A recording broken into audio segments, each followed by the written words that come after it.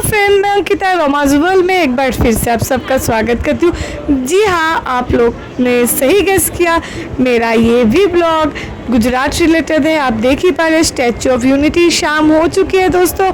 मेरा जो last blog था उस ब्लॉग में मैंने आप सबको बोला था कि स्टैचू ऑफ यूनिटी रिलेटेड और भी वीडियोस आने वाले, तो ये आखिरी video related to Statue of unity.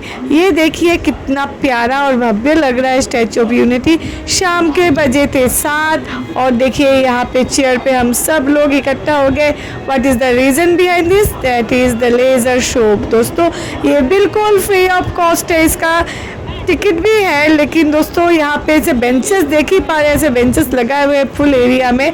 तो ये बेंच में आप लोग बैठ जाइए जो स्टैचू ऑफ यूनिटी के बाहर है, तो वहाँ से आप फ्री ऑफ कॉस्ट ये प्यारा लेज़र शो आपके परिवार के साथ देखने का मौका आप सबको मिल सकता है। तो मैं सजेस्ट करूँगी आप लोग इसके लिए कोई भी टिकट ना खरीदिए और जो देख ही पा रहे इतना प्यारा प्यारा इंतज़ाम किया हुआ है, उधर बैठिए और आनंद उठाइए ये भव्य दृश्य का। दोस्तों मुझे गुजरात टूर बहुत पसंद आया। ट्रस्ट मी दोस्तों, हमारे देश के एकदम पश्चिमी में है गुजरात और इतना प्यारा राज्य है। मैं महाराष्ट्र मुंबई से गई थी और मुझे इतना अच्छा लगा गुजरात। क्लीनलीनेस में तो एक नंबर दोस्तों, और एकता नगर के तो क्या कहने। तो एकता नगर में मतलब दोस्तों मुझे इतना अच्छा लगा, जो मुंबई की पोल्यूशन और पॉपुलेशन से दूर हम लोग गए एकता नगर में। 2 दिन का ही ट्रिप था, लेकिन ट्रस्ट में बहुत ही अच्छा लगा। तो ये देख पा रहे हैं हम लोग रेडी हो गए थे, बैठ चुके थे अपनी जगह पे, और ये देखिए दोस्तों शुरू हो चुका है। बहुत ही भव्य था दोस्तों। और मैं आप सबको बताना चाहती हूँ कि एकता नगर रिलेटेड एक और वीडियो भी आने वाला है, जो है नर्मदा नदी के ऊपर। तो नर्मदा नदी में माँ नर्मदा की आरती। तो ये ब्लॉग होने के बाद नेक्स्ट ब्लॉग वही आने वाला है दोस्तों। बहुत ही अच्छा एक्सपीरियंस था। मैंने बहुत सारा ब्लॉग गुजरात रिलेटेड आप सब के साथ शेयर किया है। व्यूज़ भी अच्छे आ रहे हैं, कमेंट्स भी अच्छे आ रहे हैं। तो ये देखिए दोस्तों, ये शाम एग्जैक्ट 7 बजे शुरू होती है और 7:30 पौने 8 तक चलती रहती है। बहुत ही प्यारा था। डिटेल में सारी स्टोरी सरदार वल्लभ भाई पटेल की लाइफ में कैसे उन्होंने स्ट्रगल किया, फ्रीडम मूवमेंट में उनका क्या रोल था, क्या हिस्सा था, हम लोगों ने आज़ादी पाई, लौह पुरुष सरदार वल्लभ भाई पटेल का क्या रोल था इसमें। ये लेज़र शो देखने के बाद बहुत सारी जानकारियाँ हम इकट्ठा कर सकते हैं। और मैंने बोला बहुत ही हिस्टोरिकल प्लेस है, बच्चों को डेफिनेटली साथ में लेके जाइए, फैमिली के साथ जाइए, क्योंकि Ekta Nagar is for unity. तो एक साथ फैमिली के साथ, अपने बड़े बुजुर्गों के साथ, बच्चों के साथ लेके जाइए। जो लोग टीचर्स हैं, मैं सजेस्ट करना चाहती हूँ काइंडली एक स्कूल के तरफ से एक्सकर्शन डेफिनेटली प्लान कीजिए, जहाँ आप जा सके अपने स्टूडेंट्स के साथ। और यहाँ का ये मनोरम इतना प्यारा जो अरेंजमेंट है, आप लोग भी उसका एक्सपीरियंस कर सके। तो देखिए दोस्तों, बहुत ही अच्छा लग रहा है। और लेज़र शो मतलब कुछ अलग ही एक फीलिंग आ रहा था। लोकेलिटी के लोग भी, उनको पता है डेली ये शो होता है, तो आके बैठ जाते हैं देखने के लिए। और मोस्टली टूरिस्ट ही रहते हैं, क्योंकि आप सबको पता है 2018 में ये स्टैचू ऑफ यूनिटी स्थापित हुआ। इसके बाद से कोविड के टाइम में तो थोड़ा आप सबको पता है हमारे देश की हालत क्या थी, लेकिन अब एवरीथिंग इज़ नॉर्मल। ऑनलाइन भी आप टिकट ले सकते हैं, बट दोस्तों ऑनलाइन टिकट के लिए मैं आपको सजेस्ट करूँगी ये लेज़र शो का टिकट मत लीजिए। और देखिए कितना प्यारा अच्छा एक भव्य आयोजन है। सच्ची में मुझे बहुत ही अच्छा लगा। अब मैं रिलेट कर पा रही थी कि मैं अपने इंडिया में बैठ के अपने देश के बारे में, लौह पुरुष सरदार वल्लभ भाई पटेल के बारे में कितनी सारी जानकारियाँ मुझे इकट्ठा हो रहा है, मैं जान पा रही हूँ। ये सब मैं अपने जो सब्सक्राइबर है, व्यूअर्स है, तब सबके साथ मैं शेयर कर पा रही हूँ। और दूसरी बात, मैं मेरे डॉटर के साथ, मेरी फैमिली के साथ, मदर इन लॉ, हस्बैंड, हम लोग सब साथ में गए थे, तो ये सब नॉलेज उनको भी मिल रहा है। देखिए दोस्तों धीरे धीरे कितनी भीड़ है, मैं आप सबको दिखा रही हूँ। ये देखिए पूरा एरिया एकदम बहुत ही अच्छा लग रहा है दोस्तों। और इतना अच्छा आयोजन था, सच में देख के मतलब नज़ारा मेरा मन प्रसन्न हो गया दोस्तों। এখানে বইলে বুড়া টাকলাটা উঠতেছে। दक्षिण अफ्रीका में सत्याग्रह के अहिंसक अस्त्र से गोरे शासकों को सबक सिखाकर भारत वापस आए बैरिस्टर मोहनदास करमचंद गांधी से मिलकर वल्लभ भाई ने अपने कुछ वर्षों से सीखे विदेशी व्यवहार और संस्कार हमेशा के लिए त्याग किए और अब वो अपने खेड़ा के किसानों को हक दिलाने के लिए बापू के साथ आंदोलन में कूद पड़े। अब उनके पैरों में जूते नहीं, गांव की धूल थी। हृदय में भारत भूमि की शस्य श्यामला धरती, मन में थे गांधी और मस्तिष्क में एक नए स्वतंत्र भारत का सपना।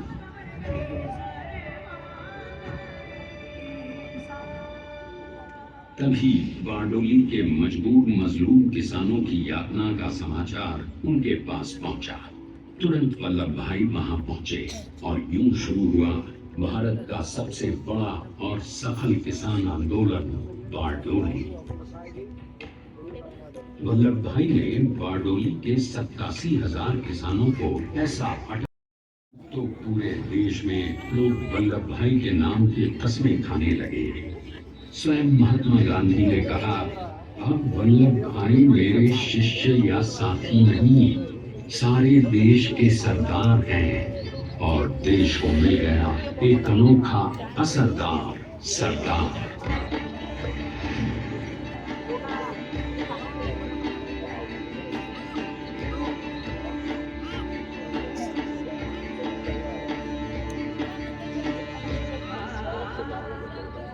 सरदार पटेल के नाम और देशभक्ति से अंग्रेज डरकर कांपने लगे। 1930 के नमक सत्याग्रह और दांडी कूच में वो बापू से भी पहले गिरफ्तार किए गए। तो सन 1932 में फिर उन्हें बापू के साथ ही जेल में 2 सालों के लिए डाल दिया गया। मगर आजादी के दीवानों को, स्वतंत्रता के परवानों को कौन गिरफ्तार कर पाया है। जेल से छूटते ही सरदार को कांग्रेस के नए राष्ट्राध्यक्ष पद पर चुना गया और उनकी सरपरस्ती में राष्ट्रवादी भारतीयों ने तमाम ब्रिटिश सूबों में जीत हासिल कर वहां अपनी स्थानिक सरकारें बनाई। किंतु सरदार का सपना केवल सरकार बनाना नहीं था, उनका स्वप्न तो था एक ऐसे नए भारत का जहां हर रंग, हर रूप, हर जात, मजहब, तबके का हिंदुस्तानी एक साथ मिलकर एक ऐसा नया भारत बना सके जहां पूर्ण स्वराज के साथ सारे समाज को गरीबी, अशिक्षा, छुआछूत से भी आजादी मिल जाए।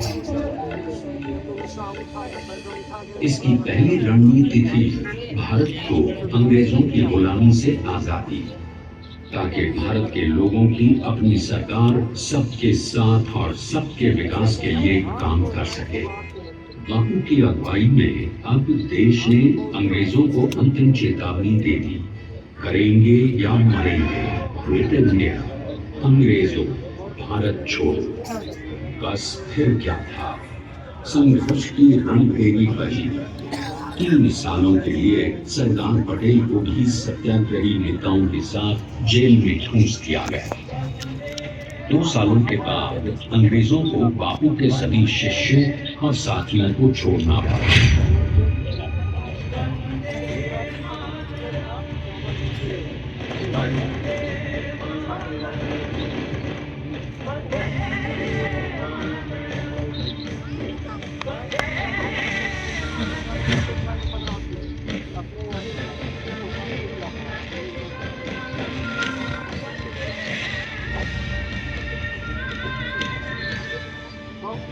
स्वतंत्रता के स्वप्न के सच होने के साथ अब सरदार पर कई एक नई जिम्मेदारियां थी। आने वाली आजादी की तैयारी और एक नए भारत के लिए नए लोकतांत्रिक संविधान की संरचना। जैसा उनके साथी ने खुद कहा था, सरदार ने ही छेनी हथौड़ी लेकर एक नए भारत को उकेरा है।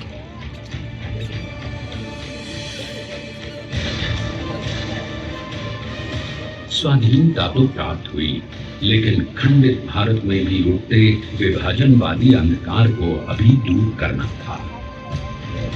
जब देश के खंड खंड होने का भय उत्पन्न होने लगा तो सरकार ने निर्भय होकर खुद अपनी केंद्र सरकार और साथियों को भी चुनौती दे डाली और जम्मू कश्मीर को बचाने के लिए सारे देश का आकाश वायुयानों से भर गया।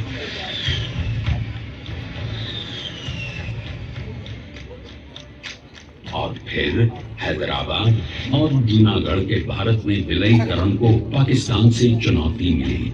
सरकार चाहते थे कि देश की 1 इंच धरती अब और विभाजित नहीं होनी चाहिए।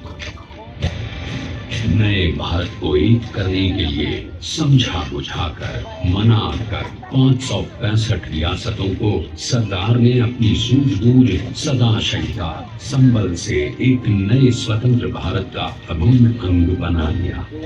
हमारे इतिहास में अखंड भारत के पुरुषार्थ का ये एक महानतम अध्याय है। जैसा उन्होंने स्वयं कहा था, हमें नए धागों को पुराने ताने बाने में ऐसी पिरोना है कि एक दूसरे में गूंथ जाए और बेहतरीन बनावट वाला एक नया भारत उभर कर सामने आ सके।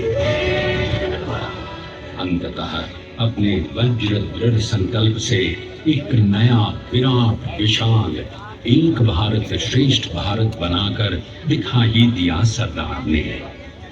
संसार के सबसे बड़े प्रजातंत्र के शिल्पी को प्रणाम करने के लिए देश ने बनाया है ये समर्थ स्मारक। स्वाधीन भारत को समर्थ भारत में बदलने वाले सरदार पटेल को समर्पित प्रेरणातीत भी है। प्रधानमंत्री श्री नरेंद्र मोदी के नेतृत्व में बनी विश्व की इस विशालतम प्रतिमा के सामने आकर सारी दुनिया जैसे स्वयं भी नतमस्तक हो जाती है।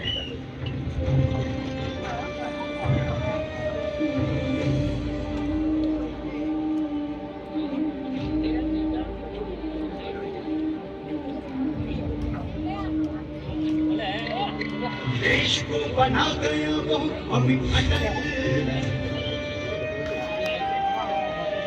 हरा सका उसे न कोई शत्रु।